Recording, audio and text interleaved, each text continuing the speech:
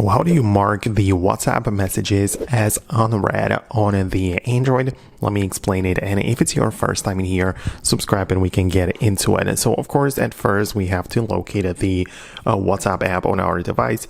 And I have a couple of chats in here going on. And if I want to mark them as unread, all I have to do is to hold it down on it like this.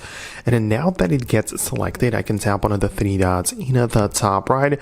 And there are so many things and options to pick from, but literally one of them is the mark as unread.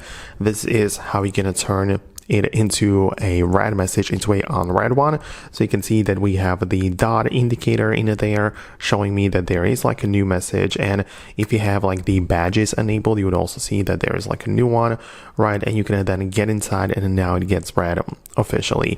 However, the WhatsApp Messenger is made in the way that the individual chats get marked with the double, check mark and the double blue check mark indicating the read status, right? So you can see that if I check out specifically some messages and bubbles in it there, I will have the ability to see when exactly it has been opened. And there isn't really much else you can do with it. The other side isn't really going to be able to see the modified date of the unread message, but you can just do it for yourself for a better organization. So, you can see that we can as well go in here, click on mark as unread.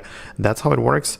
And you can see that now we have a new message, but the other side isn't really going to know the difference, right? It's not like we turn the double blue check mark back into the gray one to indicate we haven't opened the message. Not how it works, but you can organize it for yourself. So I hope it helps. Let me know your thoughts and opinions below in the comments. I'm going to wrap it up right now and I'll see you in the future uploads.